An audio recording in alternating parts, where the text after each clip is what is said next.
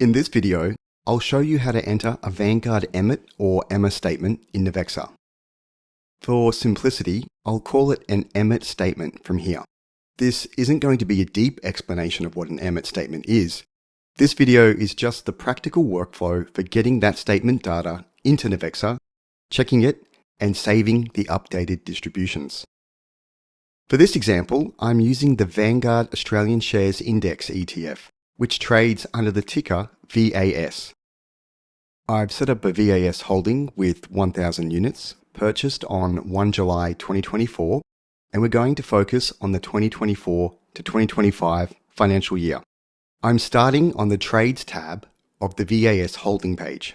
If I go across to the Income tab, I can see that Navexa has already picked up the 4 VAS distributions for that financial year. Because VAS is an ETF that reports trust income, Navexa is flagging this year as AMIT required. Navexa asks for the AMIT statement because the normal distribution records for the year do not always include the final tax statements. Once Vanguard releases the annual tax statement, we need to enter the final values into Navexa. Depending on how you hold the ETF, you may receive the tax statement by email, find it through the share registry, on Vanguard's platform, or get it from your broker's tax document area. The important thing is that you use the correct statement for the correct ETF and the correct financial year. In this example, I'm using the VAS statement for the year ended 30 June 2025. There are several places in Navexa where you can enter the AMIT statement. The first place is from the Holdings Income tab. For the 2024-25 financial year, I can see the AMIT required message and click Enter AMIT statement.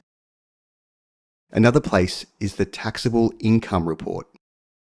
I'll go across to Tax Reporting and down to Taxable Income, and I'll just make sure that the right tax year is selected.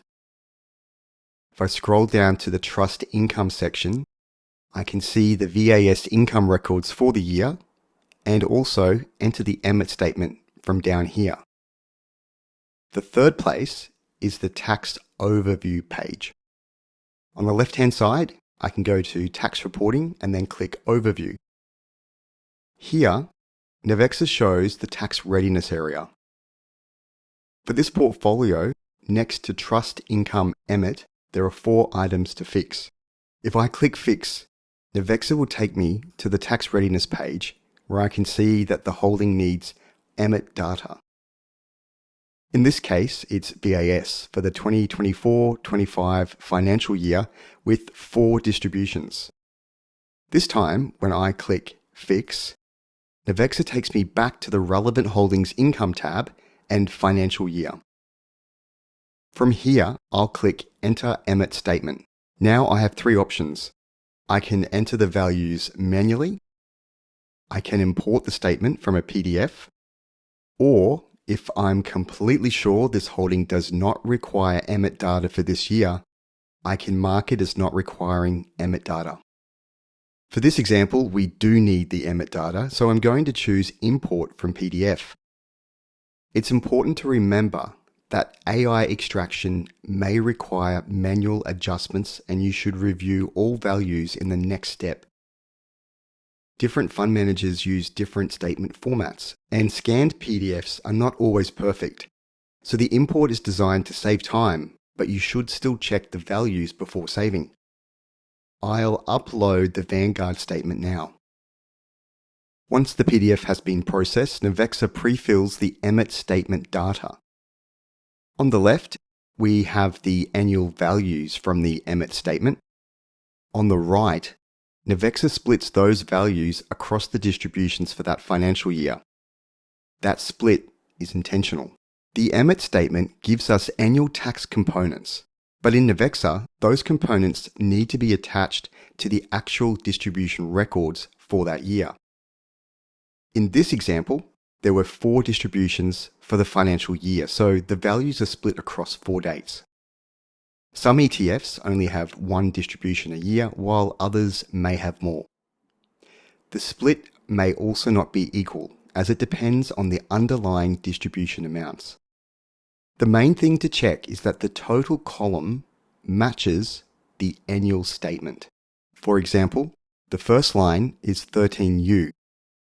On the AMIT statement, 13U is $1,548.58. Navexa has just split that amount across the 4 distribution dates. Now I'll check each line against the statement. I'll check 13U, 13C, and 13Q. Then I'll check the capital gains section, including 18A and 18H. Sometimes on the Vanguard statement or other AMIT statements, you need to take particular values from this components area. Then I'll check the foreign income section, including 20E, 20M, and 20O. And finally, I'll check the AMIT cost base section. In Navexa, this appears as AMIT Increase or AMIT Decrease. For this Vanguard statement, there is an AMIT cost base excess, which means the cost base needs to be reduced. So in Navexa, that amount is entered as an AMIT Decrease. If anything is missing or incorrect, I can adjust it manually before saving. In this example, it didn't recognize the value for 20O, the foreign income tax offset. The Vanguard statement shows 20O as $12.82. So I'll add that in now. Some AMIT statements include tax return labels that do not need to be entered into Navexa. Navexa does not recreate every label from the tax statement. It only asks for the AMIT components needed to rebuild the distribution record: income components, franking credits, foreign income tax offsets, capital gains components, and AMIT cost-based adjustments. For example, Label 13A, Share of Credit for Foreign Residents Withholding Amounts, is not required to rebuild the distribution record in Navexa. If this amount is 0, there is nothing to enter. If your AMIT statement shows a non-zero amount for a label that is not available in Navexa, that amount may need to be handled separately in your tax return. Check with your accountant or tax advisor if you're unsure.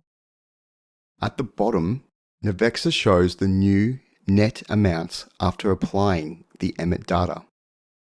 You may sometimes see a very slight rounding difference, usually 1 or 2 cents.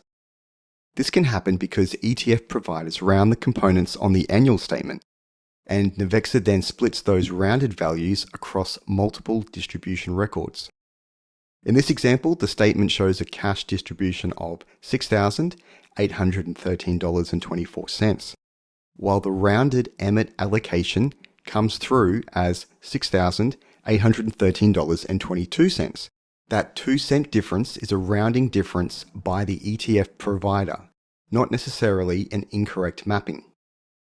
Once I'm happy that the statement values have been entered correctly, I'll click Save Updated Distributions. That saves the AMIT statement data and applies it to the relevant distributions. The distributions are now confirmed, locked, but you can reset them if needed. Resetting them will also remove the AMIT statement values, which will need to be entered again. Now I'm back on the VAS Income tab. The AMIT data has been entered for this financial year. If I want to check one of the updated distributions, I can open the menu on the right and click Edit and review the tax components applied. And if I had other ETFs that required AMIT or AMMA data, I'd repeat the same process for each holding.